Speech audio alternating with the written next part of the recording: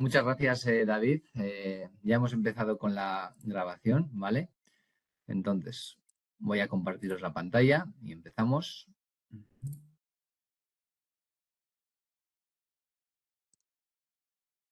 Vale, pues este webinar es, como ya sabéis todos, clinching con prensas eléctricas. Si tenéis cualquier duda, bueno, lo que os comentaba David, podéis escribirnos en el chat. Si no, también, bueno, tenéis aquí nuestros correos para escribirnos de manera privada. Entonces, como también comentaba mi compañero David, estamos ya grabando el webinar. Será compartido con vosotros. Luego también lo haremos público en nuestra web y también en nuestro canal de YouTube.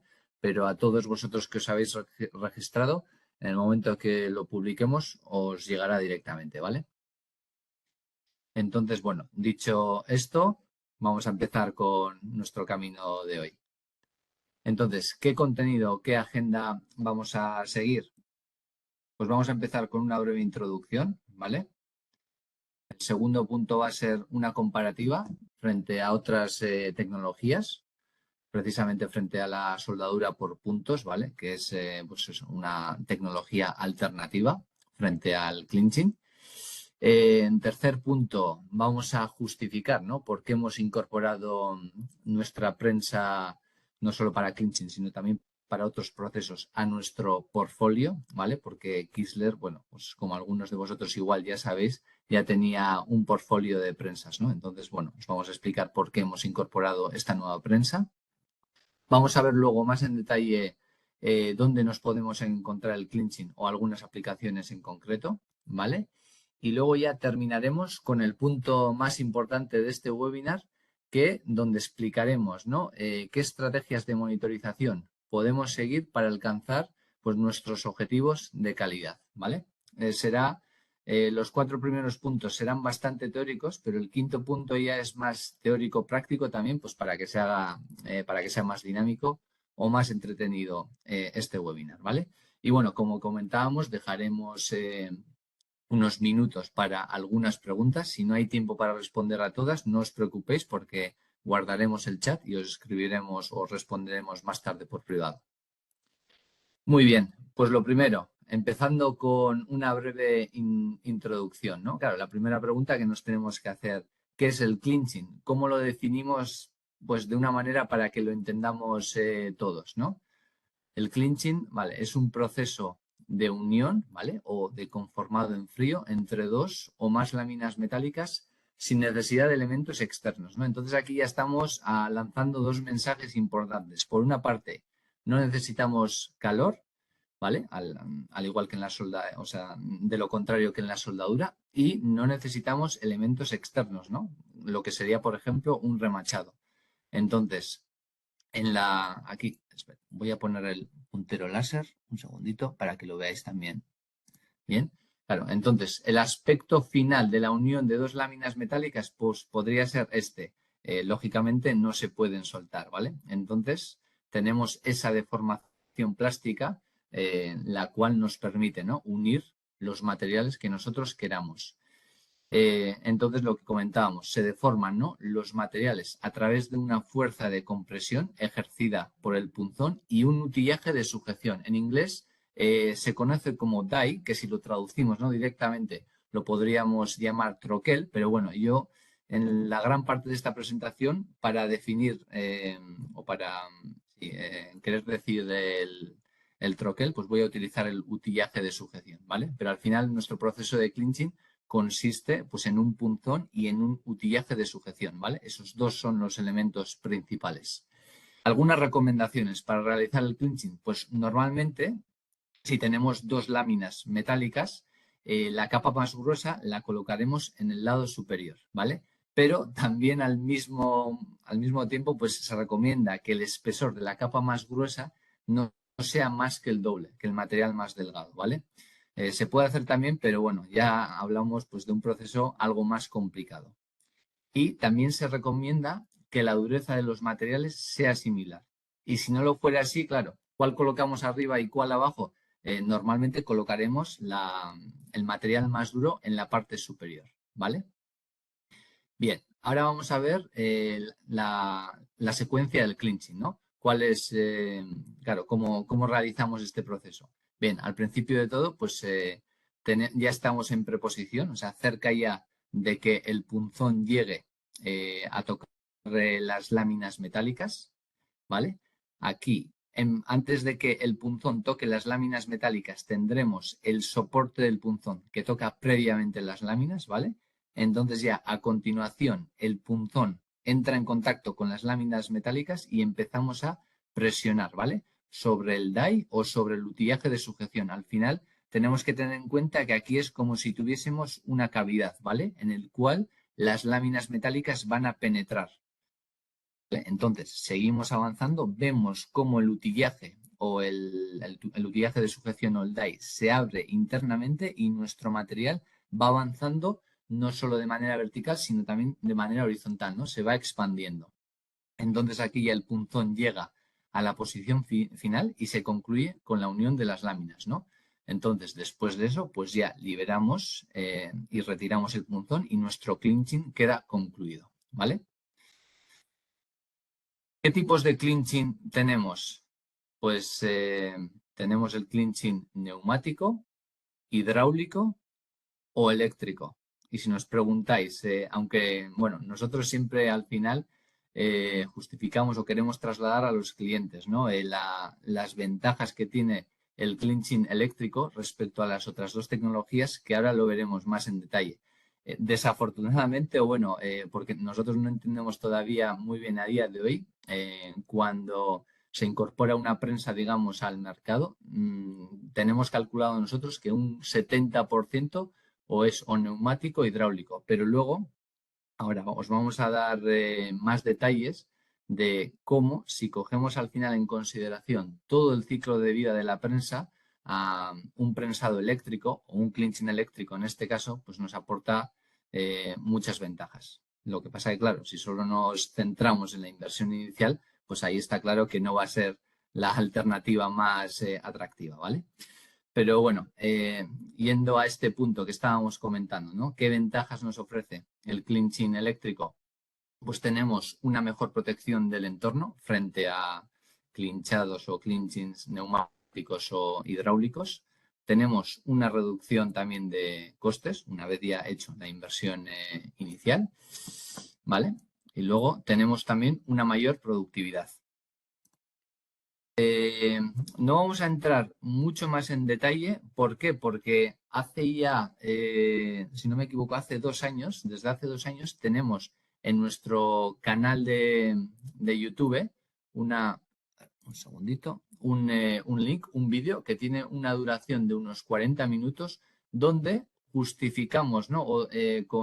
Al final tenemos comparativas numéricas con valores numéricos eh, donde indicamos, ¿no? Qué ventajas o a lo largo de los años, según cuántos ciclos o según cuántas horas de trabajo, pues sobre todo el beneficio económico, la reducción de CO2 que tenemos con una prensa eléctrica frente a una neumática o una hidráulica. Entonces, ya tenéis este vídeo creado. Actualmente también vamos a publicar brevemente más estudios sobre esta comparativa, ¿vale? Pero bueno, como punto de partida tenéis este vídeo en inglés que está muy bien explicado y si tenéis pues dudas, ¿no? Oye, yo voy a poner un prensado neumático porque me va muy bien, ¿vale? Bueno, pues nosotros recomendamos que veáis esta comparativa porque, bueno, igual también podríais cambiar de opinión, ¿vale? Entonces, bueno, no vamos a entrar mucho en detalle en esa comparativa, ¿no? De clinching eléctricos frente a neumático hidráulico, pero sí que vamos a concretar esta comparativa frente a otra tecnología, ¿no? Que sería el clinching respecto a la soldadura por puntos, ¿vale? Y vamos a empezar indicando cuáles son las ventajas y desventajas principales de la soldadura por puntos, ¿vale? Vale. Lógicamente, la inversión inicial de la compra, ¿vale? Va a ser inferior cuando compremos una máquina de soldadura por puntos. Si necesitamos, después de la unión, que la superficie quede al ras, lógicamente esta es una mejor alternativa, porque con el clinching al final es como si tuviésemos un grano en nuestra cara, ¿no? Siempre queda al final ese bulto, ¿vale? Que a veces no es una desventaja. Cuando lo pueda ser, pues está claro que la soldadura por puntos podemos solventar, ¿no? Esa dificultad. La soldadura por puntos, como es una tecnología que lleva en el mercado pues muchísimos años, tenemos numerosas configuraciones, ¿no? Que se pueden adaptar al final a cualquier aplicación o a cualquier instalación. Al final tenemos máquinas suspendidas, máquinas de sueldo, manejadas, ¿no? Con el pie o a mano, y luego también, pues bueno, variedades de longitud de brazo, diferentes soportes de punta, ¿no? Claro, si señalamos solo las ventajas, podríamos decir, joder, pues si estas son las ventajas, ¿para qué vamos a irnos al clinching, no? Pues no, como todo en esta vida, pues puede tener sus ventajas y desventajas, y la verdad que la soldadura por puntos, cuando hablamos de desventajas, actualmente encima, pues que hay tanto, bueno, que tanto no se pretende cuidar en nuestro entorno, como es lógico, pues tiene una serie de desventajas, ¿no? Que lo vamos a ver ahora. La primera desventaja, ¿no? Cuando se trata de unir diferentes materiales, podemos tener dificultades, ¿no? Un ejemplo sería, ¿no? Si intentamos unir el aluminio con el acero, pues la verdad que no va a ser sencillo el proceso. Luego también tenemos algunos peligros, ¿no? Como la generación de chispas, humos, campos electromagnéticos que encima pueden ser perjudiciales, ¿vale? Para las personas. Tenemos deformación de materiales debido al calor y también tenemos esa necesidad de generar el calor pues, para poder soldar. Después, las superficies del material se queman y se vuelven porosas. Entonces, claro, esto también favorece la oxidación, lamentablemente. Y cuando se trata de unir materiales, ¿no? O metales prepintados, pues claro, la soldadura destruye la pintura, lo cual también es una desventaja. Aunque la resistencia sea buena, es difícil probarla después de esa unión. Entonces, claro, pues en cuanto a criterios de calidad también esto es una dificultad añadida, ¿vale? Entonces, ahora vamos a pasar pues a nombrar qué ventajas y desventajas tenemos, bueno, las ventajas sobre todo principales que tenemos en el clinching, que lo dividimos en 3 bloques. Las únicas dos desventajas, en este caso señalaría eso, que no tenemos una superficie al ras y que sí, que la inversión económica frente a la soldadura por puntos es mayor. Todo lo demás pues serían ventajas, ¿no? ¿Qué tipos de ventajas tenemos? Ventajas económicas, ¿no? Que no necesitamos artículos consumibles, el consumo de energía es muy bajo, no necesitamos refrigeración y luego, pues esta también es una de las ventajas más importantes, que los tiempos de ciclo son muy cortos, normalmente menos de un segundo. ¿Vale? Y luego los costes de mantenimiento son muy bajos. En cuanto a ventajas de eficiencia, tenemos la posibilidad, ¿no? De unir diferentes materiales. Esto es un problema con la soldadura de por puntos, pero aquí, a no ser que la dureza de los materiales sea muy diferente, no es un problema. Garantizamos la seguridad de los usuarios para evitar cualquier tipo de accidente. Tenemos, sobre todo, si hacemos clinching con una prensa eléctrica, vamos a tener excelente reproducibilidad, ¿vale? O repetibilidad.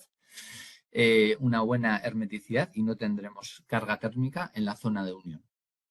Tampoco tendremos daños en el recubrimiento ni quemaduras, ¿vale? Y luego, actualmente, ¿no? Algo que está cogiendo pues cada vez mayor peso, ¿no? Las ventajas ecológicas. Tenemos en cuanto al consumo de energía pues 20 veces menos que con la soldadura. Es una tecnología silenciosa, sencilla y rápida, ¿vale? No tenemos humos, ni chispas, ni daños térmicos y no requiere limpieza previa ni posterior, ¿no? Alrededor de la unión. Vale, entonces ahora ya llegamos al tercer punto, que es donde vamos a, bueno, señalar, justificar por qué hemos incorporado, ¿no? Esta prensa para clinching y otros procesos. Lo primero es empezar, ¿no? Empezar señalando nuestro portfolio y luego justificar por qué hemos incorporado esa prensa, ¿no?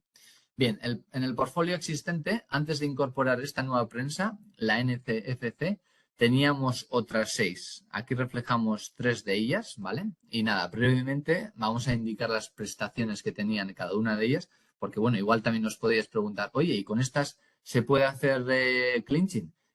Sí, también se puede hacer, según qué aplicación sea, perfectamente.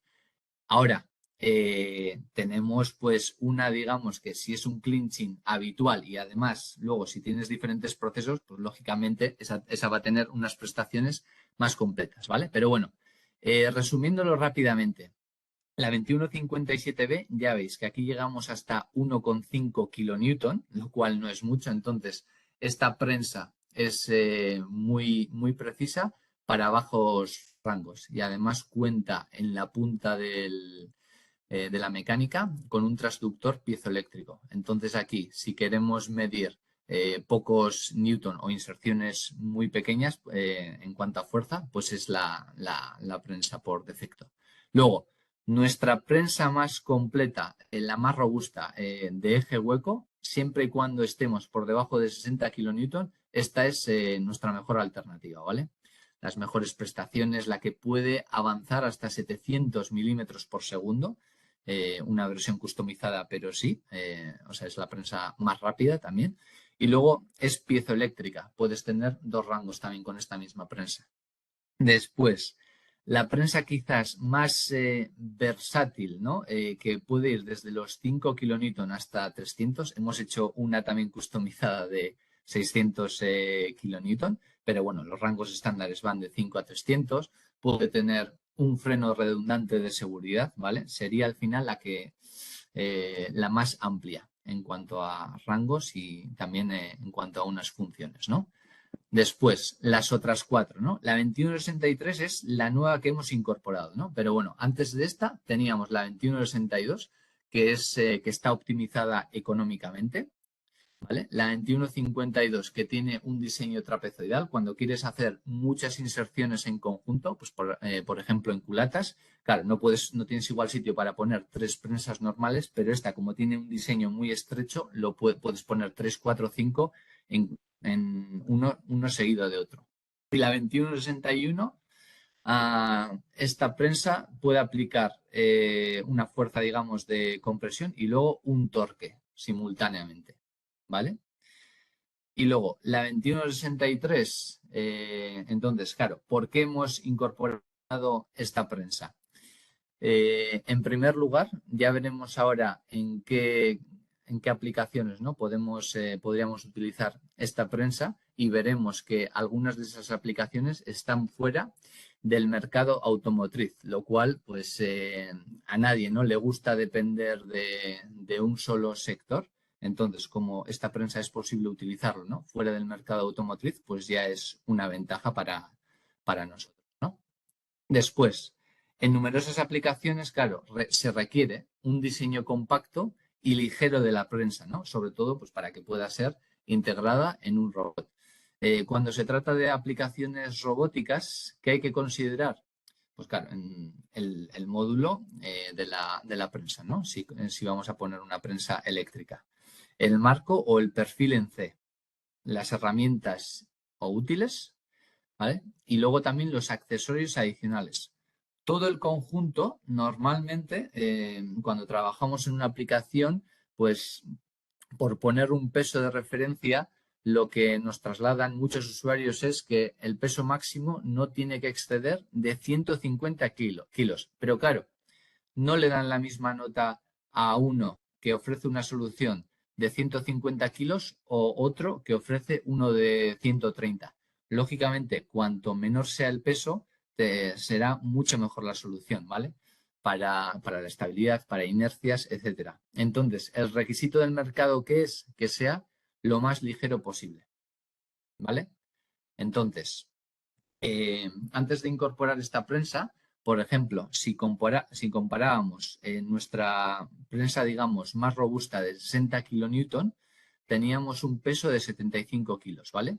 Y en ocasiones resultaba demasiado pesado. Entonces, la nueva prensa que hemos incorporado tiene dos rangos, uno de 55 kilonewton y el otro de 80. Bien, pues 55 kilonewton está bastante cerca de 60 y si comparamos el peso vemos que somos capaces de reducirlo en 30 kilos, ¿vale?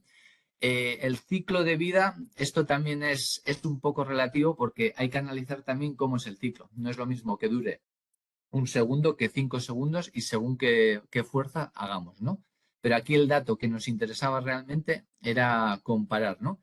Esa reducción de peso de 75 kilos pasar a 46, ¿vale? Entonces, resumiendo un poco esas demandas del mercado, nos veíamos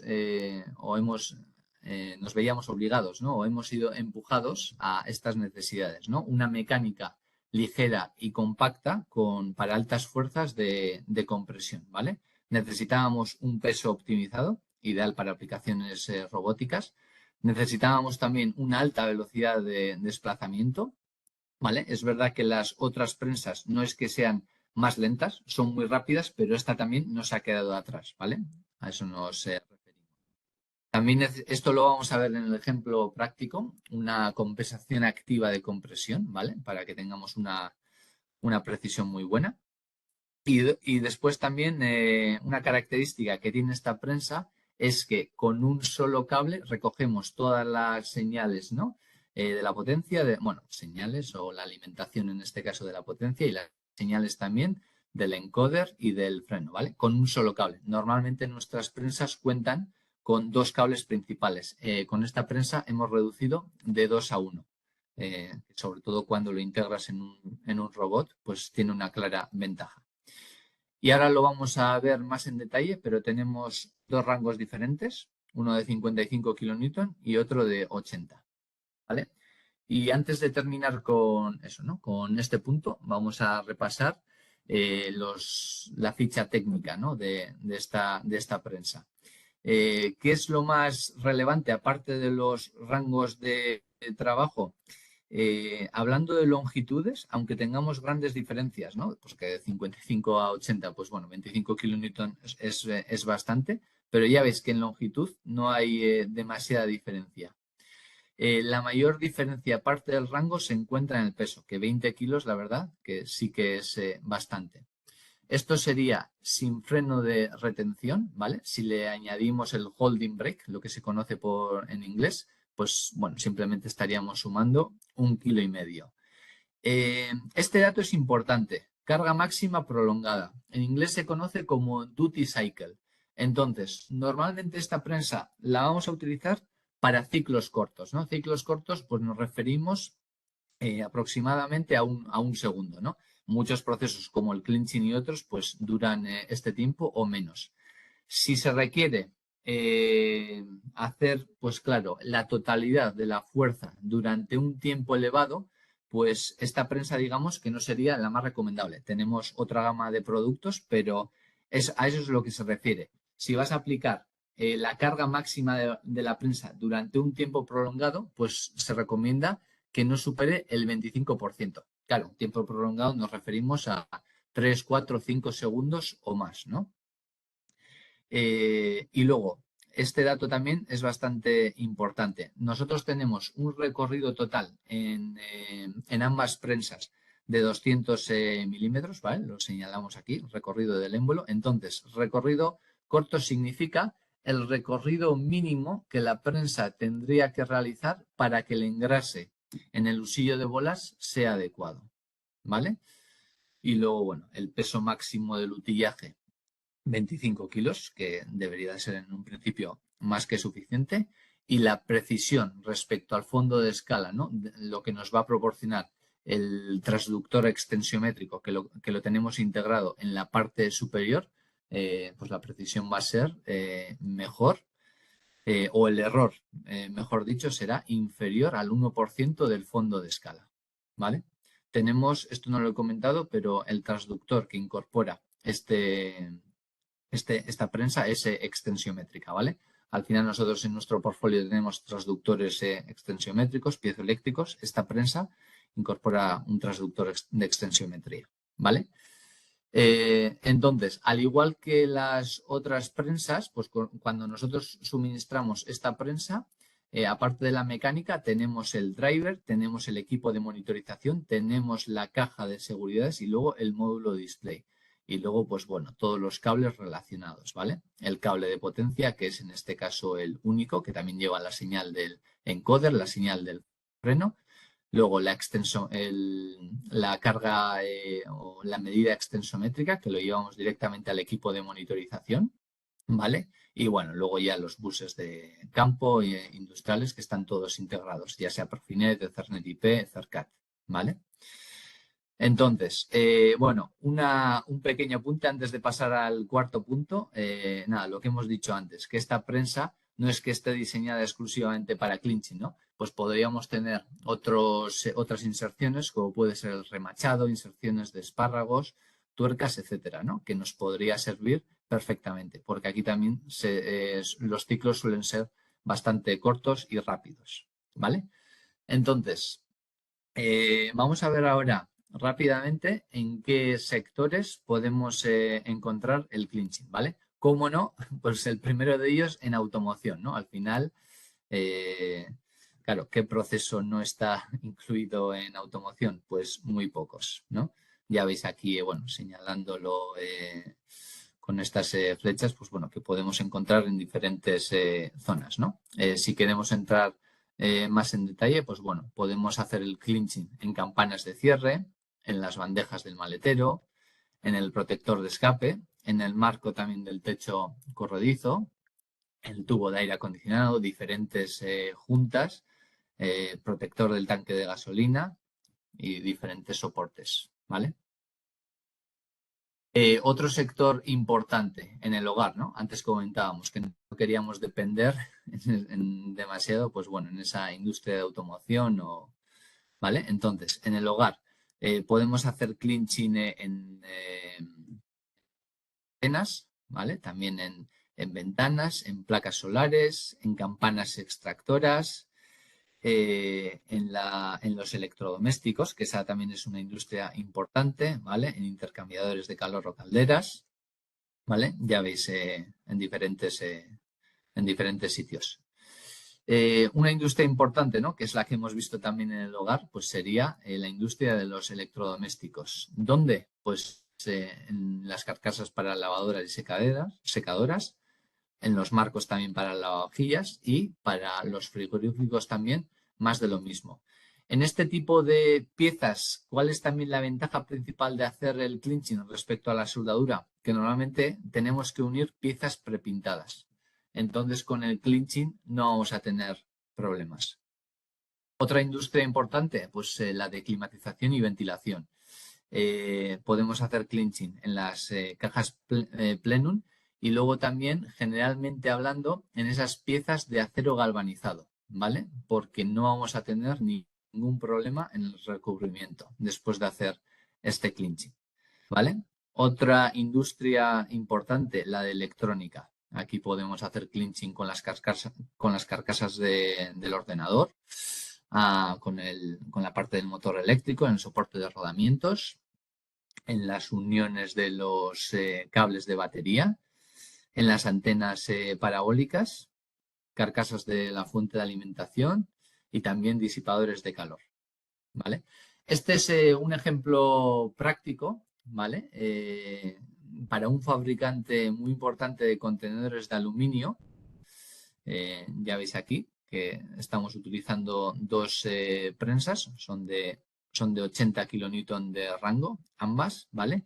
Entonces, ahora vamos a pasar al ejemplo práctico, pero claro, aquí aparte de tener que unir, ¿no? Dos, tres capas, teníamos materiales y espesores variables. Es decir, no siempre había que hacer el clinching de la misma manera. Podías tener diferentes espesores y también diferentes materiales. Entonces, claro, que tengas un equipo de monitorización que al final, seleccionando de un programa a otro, ya quede todo configurado, pues claro, te puede aportar una ventaja muy significativa, ¿vale? Bien, vamos a pasar ya al último punto y al más interesante, que es que lo hemos titulado así, ¿no? Estrategias de monitorización para fines de calidad. Vale, lo primero, cuando hablamos de calidad, pues siempre tenemos que tener en mente, ¿no? Qué fallos o qué roturas se pueden producir en el clinching, ¿vale? Entonces, una rotura habitual podría ser la rotura del cuello, ¿no? Esto normalmente, si ha sucedido eso, es porque hemos tenido unas fuerzas radiales excesivas, ¿vale? También se podría producir la rotura del cuello con deformación y aquí entonces pues habremos tenido tanto fuerzas radiales como fuerzas de tracción. Si únicamente se sueltan las láminas, pues está claro que el clinching ha sido un desastre porque al final esta deformación plástica, el objetivo principal es que las piezas queden unidas, que no con unas fuerzas de tracción las puedas separar, ¿no? Ya sea con la mano o con otros elementos, ¿vale? Y otro tipo de fallo también podría ser que se suelten, ¿no? Las láminas con desgarro en el cuello. Y aquí pues sería debido a fuerzas de tracción y también a fuerzas radiales, ¿vale? Bien, en el clinching también, cuando hablamos de calidad siempre tenemos que tener algunas cotas o algunas dimensiones en mente. Bien, en la siguiente diapositiva veremos que la cota más relevante es lo que en inglés se conoce como cap thickness, que aquí sería la anchura de la tapa, ¿vale? Lo vamos a llamar así en castellano. Es por eso que no he querido tampoco aquí meterme en las traducciones de las otras palabras, porque sí que me he percatado que hay un lenguaje ya bastante establecido en inglés para el clinching, pero en castellano he encontrado discrepancias. Entonces, bueno, por no complicarme tampoco demasiado la vida en esta diapositiva, lo he dejado así. Pero bueno, aquí sobre todo, ¿qué quiero señalar? En el clinching hemos dicho, ¿no? Al principio, que aparte del punzón, también tenemos el troquel o el útil de sujeción. Entonces, claro, para diseñar todo, sobre todo el útil de sujeción, pues hay unas cotas, ¿no? Que nos van a afectar directamente en esta anchura de la tapa, ¿no? Que son lo que en inglés se conoce como neck thickness o la F, que sería el interlock. Pero bueno, aquí, ¿qué queremos decir al final? Si queremos conseguir una tapa, digamos, más estrecha, esto significará que la TN, digamos, tendrá menor espesor y la F o el interlock mayor. Lógicamente, cuando uno aumenta, el otro disminuye y viceversa, ¿vale? Esto al final se ve en la secuencia del clinching, cuando se van deformando los materiales, lo ves perfectamente, que a medida que tú haces aquí más fuerza, la F aumenta y esto disminuye, ¿vale? Y lo contrario, si al final queremos un espesor, digamos, ¿no? Más grande en nuestra tapa del cuello, pues lógicamente la TN será mayor y la interlock será menor, ¿vale? Bien. ¿Cuál es la cota más importante o la más relevante en el clinching? Como lo hemos dicho antes, el cap thickness o el espesor de la tapa, ¿vale? Y esta cota corresponde, ¿no?, a la distancia final entre el punzón y la base del útil de sujeción, ¿vale? En el útil tenemos que tener en cuenta lo siguiente: cuando decimos, ¿no?, la base del útil de sujeción, nos referimos a esta cota, ¿vale? La que señala la flecha inferior, porque cotas, digamos, superiores también los hay aquí por la por la parte superior, ¿vale? Entonces aquí es como si tuviésemos una cavidad donde penetra, ¿no? Donde penetran las láminas metálicas, ¿vale? Entonces, esta cota es muy importante y ahora lo veremos por qué, ¿vale? Entonces, una pregunta que nos podríamos hacer, ¿no? O que nos podría interesar si vamos a hacer clinching. Vale, yo como sé ya que la variable más relevante, ¿no?, en el clinching es el espesor de la tapa, ¿podría yo pasarle, ¿no?, o transferirle este valor al equipo de monitorización en cada ciclo? Es decir, si yo quiero un espesor de 0,7 milímetros de unión, ¿vale? Se lo paso al equipo de monitorización y él automáticamente me lo puede hacer. Pues la respuesta es que sí. Sobre todo si contáis con una prensa de Kiesler, lo podéis hacer. Con las demás no os lo puedo asegurar, pero como lo vamos a ver ahora a continuación, si contamos con una prensa eléctrica de Kiesler, lo podemos hacer. Vale. Entonces, en las siguientes diapositivas hemos considerado lo siguiente, ¿vale? Las láminas metálicas tendrán 1,5 milímetros de espesor, ambas, ¿vale? Y el espesor deseado de la tapa, supongamos que es de 0,7 milímetros, ¿vale? que son al final valores habituales en el clinching. Pero bueno, para que no haya dudas. Entonces, para empezar, ¿qué parámetros necesitamos calcular o tener en cuenta en el clinching? Pues por una parte, la rigidez del sistema, ¿vale? A medida que nosotros vayamos haciendo fuerza, siempre desafortunadamente, ningún sistema es infinitamente rígido. Entonces, si se me deforma el sistema, yo estoy, digamos, controlando esa posición. Entonces, si se me flexa, lógicamente, esa posición también se va a ver afectada. Entonces, lo tengo que tener en cuenta. Y además, si en el clinching utilizo, ¿no?, diferentes troqueles o utillajes de sujeción, diferentes rangos de fuerza, pues con más motivo todavía, ¿vale?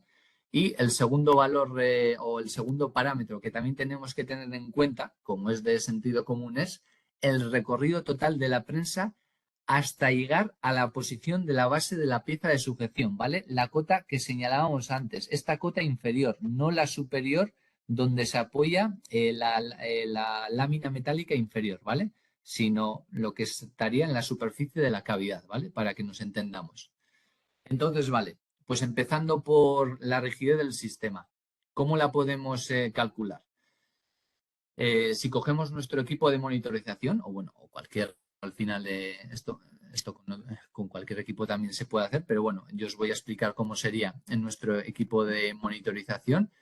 Nos podemos hacer una secuencia muy simple. Yo le voy a decir a la prensa, avanza todo lo que puedas, porque aquí le estoy diciendo 200 milímetros de recorrido. Lógicamente, esta distancia va a ser inferior a 200 milímetros y le pongo la condición de que la máxima fuerza no supere 60 kilonewton. Entonces, suponiendo que estoy utilizando la prensa de 80 kilonewton, ¿qué va a suceder? Que aquí va a avanzar hasta tocar la base, ¿vale? La base esa inferior que comentábamos en el útil de sujeción, y cuando llega a 60 kilonewton se va a parar, ¿vale? Entonces, voy a obtener una gráfica así. Yo voy a avanzar, entonces mi fuerza va a ser cercana a cero, y en el momento ya que toco, veis que no he llegado a 200 milímetros, ¿vale? Pues me habré parado en 158 o 159 milímetros.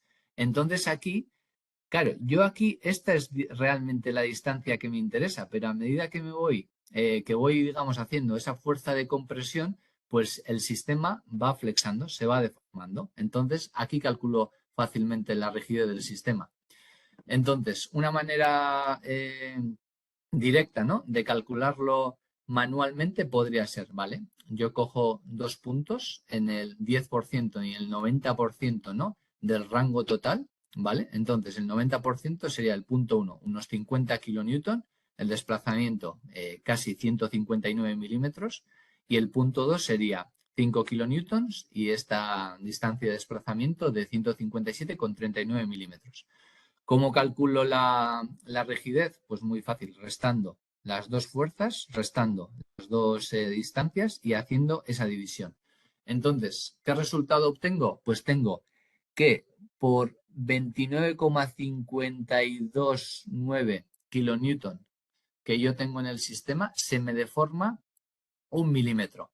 Entonces, esto es lo mismo que decir que por cada kilonewton ejercido tengo una deformación de 33,86 micras, ¿vale? Ya tengo la rigidez del sistema calculada de una manera manual. ¿Cuál es el recorrido total? ¿Vale?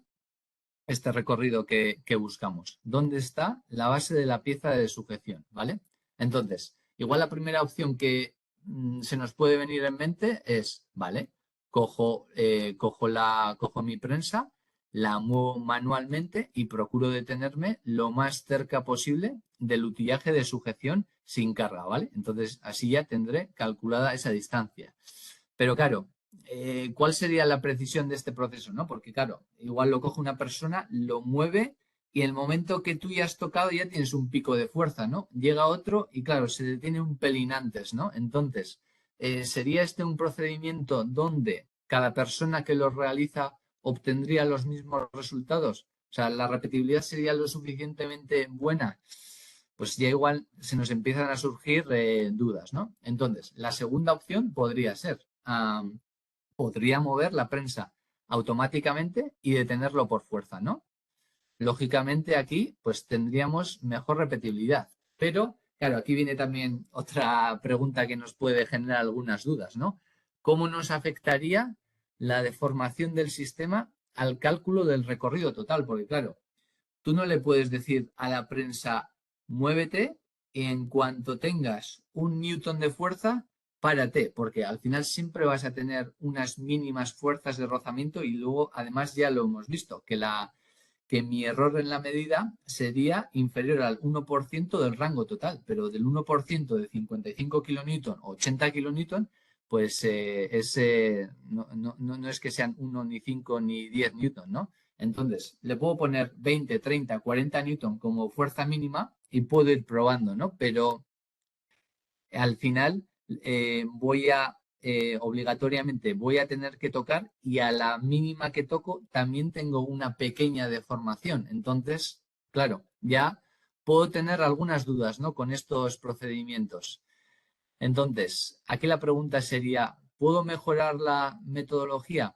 Porque hay que también tener en cuenta lo siguiente, estos dos cálculos, el cálculo de la rigidez y el cálculo, ¿no?, del recorrido total, hay que realizarlos cada vez que cambiemos de herramienta, de clinching, ¿vale? Entonces, la vida de útil pues suelen ser de unos 150.000 ciclos. Entonces, pues conviene tener este proceso, ¿no?, o esta metodología establecida o controlada. Entonces, ¿qué dudas puedo tener? Claro, ¿están los usuarios o los operarios preparados para realizar estos cálculos manualmente? Claro, lo que me preguntábamos antes, ¿cuál sería la repetibilidad? ¿Tendríamos un proceso estable? Entonces, bueno, otra pregunta relacionada sería, ¿tenemos margen de mejora? Y aquí también, bueno, como somos muy positivos, la respuesta es que sí. Entonces, ¿cuál es la margen de mejora que tenemos? Pues de pasar de hacerlo de manual a automático. Entonces ya, pues que no dependamos de que si lo hago yo, que si lo hace mi compañero o si lo hace otro, sustituyendo al otro que está de baja, ¿no? Entonces, ¿cuál es nuestra capacidad de mejora? Pues bueno, ya lo estamos diciendo, ¿no? En dejar el proceso manual y hacerlo de manera automática. Podemos emplear un programa de medición, ¿vale?, en el equipo de monitorización nuestro, que se llama el Maximus NC, para que nos calcule la rigidez y el recorrido total de manera automática, ¿vale? Entonces, ¿cómo funciona? Pues ahora lo explicamos. El esquema y estructura se puede dividir en 3 pasos, ¿vale? Por una parte, ahora vamos a explicar cada paso con más en detalle, pero bueno, vamos a tener un bloque de movimiento que nos vamos a crear. Vamos a establecer o vamos a fijar un objeto de evaluación para que nos calcule automáticamente la rigidez del sistema, ¿vale? Que utilizaremos el objeto de evaluación gradiente X. Y luego vamos a hacer 2 cálculos, que ahora os voy a explicar qué 2 cálculos son. Bueno, que al final se trata de calcular eso, ¿no? La rigidez del sistema que nos da este objeto de evaluación, y una vez que tenemos esa rigidez del sistema, calculamos el desplazamiento que a mí me interesa, no el desplazamiento con deformación, ¿vale? Sino el desplazamiento justo en el momento que estoy tocando con la prensa o el punzón, esa base del útil de sujeción que me interesa, ¿vale? Entonces, el primer paso es ejecutar la secuencia, ¿vale? Entonces, cuando ejecuto la secuencia, claro, el bloque de fuerza, ¿no?, o el objeto de evaluación que yo me voy a crear va a depender, lógicamente, del útil de sujeción. Hay útiles que son más pequeños, otros más grandes, otros más robustos, ¿no? Entonces, yo con algunos, mi clinching, pues tendrá una fuerza, ¿no?, que podrá ser de 15 kN, otros 30, otros 50, etcétera. Entonces, eso lo tenemos que tener en cuenta, ¿no? Que el bloque de fuerza que nos vamos a generar dependerá de la herramienta del clinching, ¿vale? Entonces, lo primero es también entender un poco la gráfica, ¿no? ¿Qué está pasando aquí? Entonces, aquí al principio ya veis que estamos avanzando, ¿vale? Sin ningún tipo de fuerza. Y aquí, en este punto, ¿qué sucede? Tenemos una precarga del muelle porque no ha tocado, digamos, el punzón nuestro troquel, sino el soporte del punzón toca la parte superior, ¿vale? Y en ese momento se produce una precarga del sistema de muelles, ¿vale? Entonces, aquí seguimos avanzando y tenemos una fuerza del muelle y en este punto, justo, que es la cota que a nosotros nos interesa, es cuando mi punzón ha tocado la base inferior del útil de sujeción, ¿vale? Este punto es el que me interesa a mí.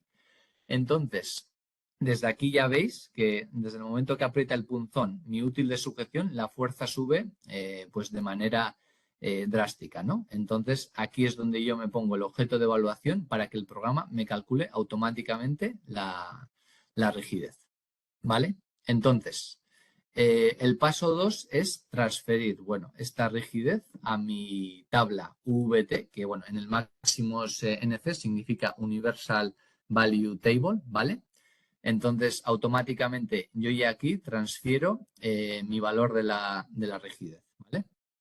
Entonces, ahora llega, una vez que tengo esto, es muy sencillo. El último paso es los cálculos. ¿Qué cálculos necesitamos? La rigidez ya la conocemos porque nos la calcula automáticamente. Entonces, en primer lugar, calculo esa corrección del recorrido, es decir, la distancia en X horizontalmente desde este punto a este punto. ¿Y cómo lo hago eso? Pues es muy simple. Yo aquí tengo, el equipo de monitorización me dice cuál es mi fuerza máxima, 15,11 kilonewton, y simplemente multiplicando este valor por la rigidez del sistema, ya tengo el stroke correction, o bueno, o esta diferencia en X, ¿no? Desde este punto a este punto, que será de pocos milímetros, ¿vale?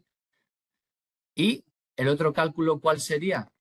Pues una vez que tengo yo esta cota calculada, ¿no?, en horizontal de este punto a este punto, pues simplemente le resto a este punto, entonces ya tendría yo esta cota. Y es justo lo que hago. Yo aquí tengo el desplazamiento máximo, ¿vale? 193,39, que más o menos, no más o menos, justo coincide con esta cota. Entonces yo aquí simplemente le estoy subtraction, que es restar a este valor previamente calculado, ¿vale? Entonces, con esto ya consigo esta cota, este desplazamiento que a mí me interesaba, ¿vale? Y esto lo podemos ver aquí. El desplazamiento, el desplazamiento que a mí me interesaba era justo este, calcular 192,8.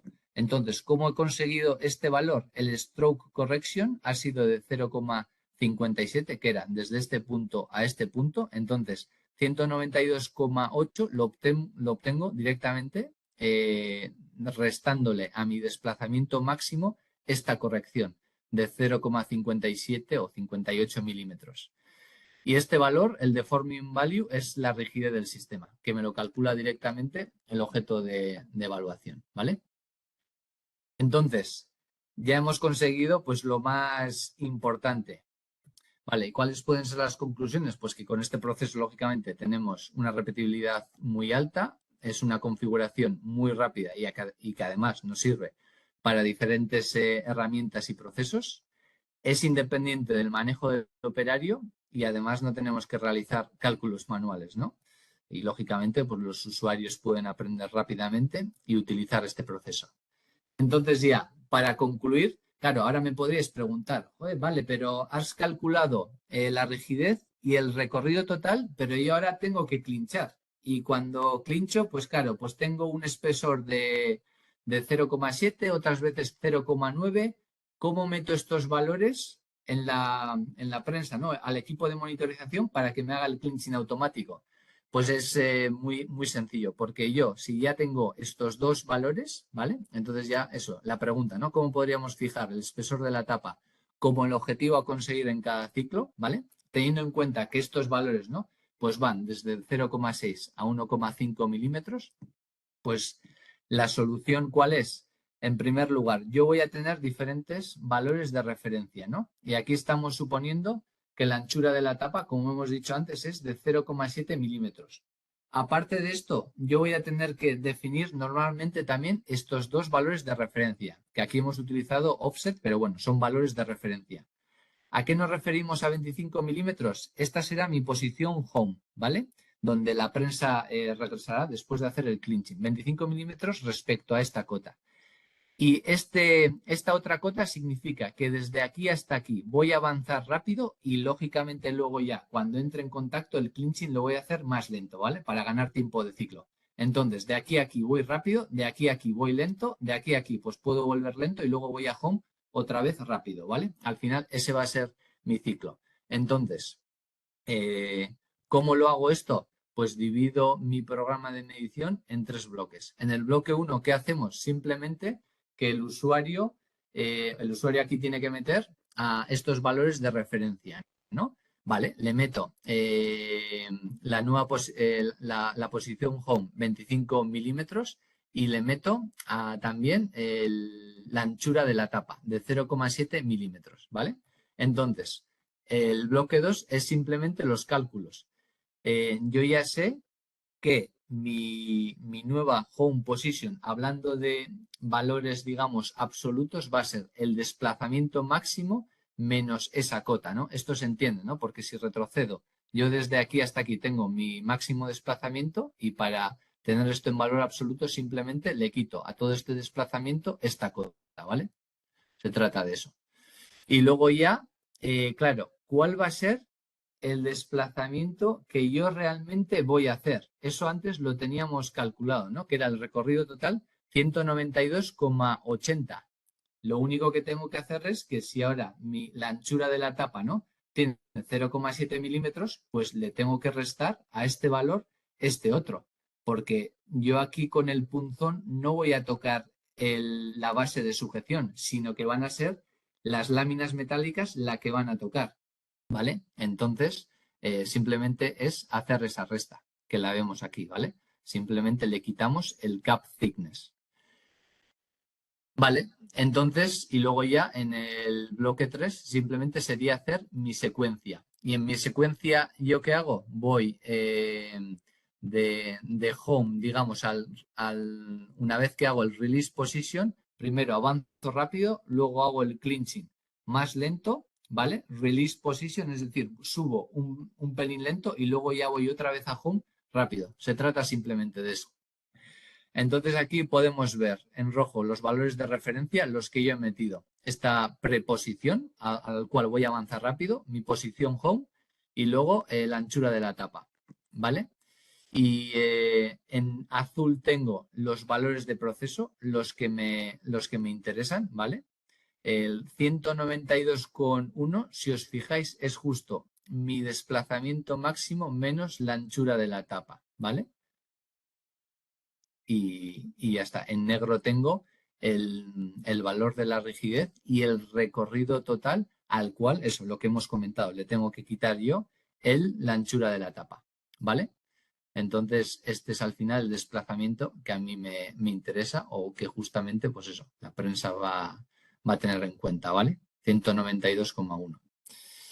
Y para terminar, esta es ya justo la última diapositiva, para que entendamos entre todos cuál es una típica curva del clinching, qué fases tiene, ¿no? Vale. En la fase 1, simplemente eso, el soporte del punzón avanza hasta tocar la lámina metálica superior y se produce la precarga del muelle en este punto, ¿vale? Pero en este punto es el soporte del punzón el que toca el útil, no el punzón todavía, ¿vale? Entonces, en la fase número 2 tengo esa fuerza que me está haciendo el muelle mientras que con el punzón sigo avanzando y en este punto, ¿vale? Donde ya mi curva empieza a subir, pues eso, el punzón toca la lámina metálica y empieza a presionar, ¿no? Conduciendo las láminas sobre el utillaje de sujeción, ¿vale? El utillaje de sujeción se cubre con las láminas metálicas, entonces por eso tenemos esta curva que no sube tampoco, digamos, de manera recta, ¿no? Al final tenemos que tener en cuenta que tenemos una deformación de los materiales, el útil de sujeción también se va abriendo, entonces cuando se va abriendo tenemos esa facilidad, ¿no? O esa fuerza que va disminuyendo, pero luego ya finalmente cuando toco lateralmente y en la punta en la base, ¿no? Pues claro, tengo al final esas diferencias en las fuerzas, ¿no? Entonces ya aquí, finalmente en el punto 5, la lámina metálica inferior alcanza la base del utillaje de sujeción y se concluye con la unión de las láminas. Y bueno, esto sería un poco todo. Joder, justo he terminado a las 12. Pensaba que iba a dejar unos minutos para preguntas, pero bueno, no sé cómo lo ves, David. ¿Podemos responder a una pregunta o ya respondemos por separado? Sí, bueno, si quieres eso, podemos extenderlo 5 minutillos, ya que hemos dado 5 minutitos también de rigor para que se conectara la gente. Sí, bueno, tenemos varias preguntas. Vale. Sí, Así sí, ya las veo sí, aquí. no, la primera, bueno, se relaciona en la rigidez, o sea, que comentar un poco si la rigidez del sistema se tiene que tener en cuenta en todo el en todo el tipo de prensado.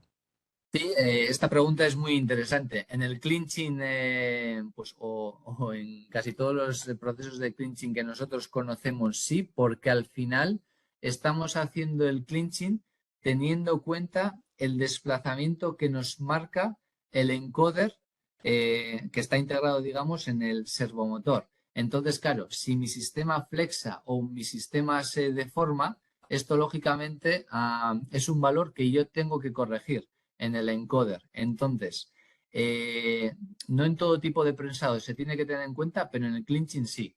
¿En cuál, por ejemplo, no lo tendría que tener en cuenta? Yo sí sé, estoy ya hablando de un prensado que no sea el clinching. Si yo voy a hacer una inserción y sé que a 20 kilonewton, por ejemplo, estoy haciendo esa inserción debidamente, pues ya está, mi cota de referencia o mi condición de prensado es a fuerza. Entonces ahí la posición es irrelevante, ¿no? Muchas veces me da igual que yo mi posición final sea de 190 milímetros o 191, siempre y cuando alcance esa fuerza, ¿no? Entonces, no siempre hay que tener en cuenta la rigidez, pero en muchas ocasiones sí, y en el clinching, desde luego, en la mayor parte de los casos sí. Vale, luego, bueno, sí que es, aunque bueno, estos detalles técnicos, como ha comentado Ibai, porque bueno, vienen relacionadas en si tenemos algún tipo de dato relacionado en todo el tema de la eficiencia, cost of energy, ownership y demás, y relacionados en el mantenimiento. Eh, bueno, eso os adelanto que estamos a punto de actualizar la web y actualizar los brochures. Podemos, eso, en el caso de las personas interesadas, os lo haremos llegar.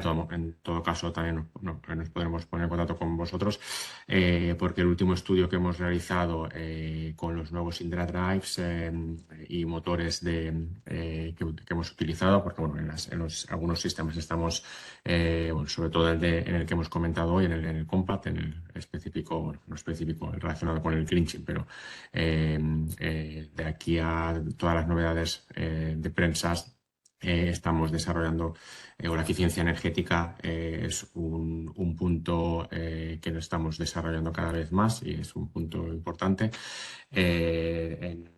Tenemos datos de llegar hasta un 90% de eficiencia energética o de reducción de consumo energético respecto a sistemas tradicionales o clásicos como puedan ser neumáticos y un poco menos pues del orden del 50, entre el 50 y el 70%, si no recuerdo mal. Tenemos datos incluso con kilovatios, especificando un poco las condiciones de ensayo. Además, es un ensayo, un paper publicado en la Universidad Alemana referente a tecnología hidráulica. Entonces, bueno, eso lo podemos comentar, lo podremos publicar, porque estamos preparando ese tipo de documento científico.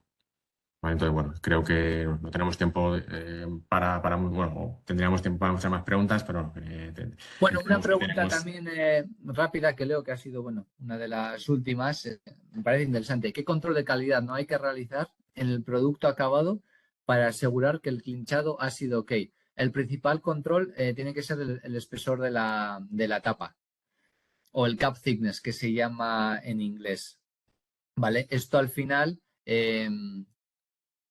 tú este valor le vas a transmitir a tu equipo de monitorización. En algunos procesos podrá ser de 0,6 milímetros, en otras de 0,8, en otras 1,3. Entonces, este valor, claro, ya se supone que te va a sacar, digamos, con ese, si el equipo está o si tu prensado está bien configurado, ese valor tiene que estar muy cerca del que tú te has propuesto. Entonces, ese tiene que ser el control de calidad que tienes que realizar. Luego, lógicamente, puedes verificar, puedes comprobarlo midiéndolo, ¿no? Coges unas piezas y dices, vale, sé que tengo una fiabilidad muy alta porque todas me salen con esa anchura, ¿no? Pero al final, si el útil de sujeción y la prensa están bien diseñados, se tienen que cumplir ese control de calidad. Y nada, pues eso, lo que hemos comentado, David, por no extenderlo demasiado, porque la gente también al final seguro que tiene también otros compromisos, otras reuniones, pues nada, vamos a guardar el chat y os vamos a responder de manera privada a todas las preguntas que nos habéis realizado y nada, agradeceros vuestra asistencia y espero que nada, sigamos en contacto. Muchas gracias a todos.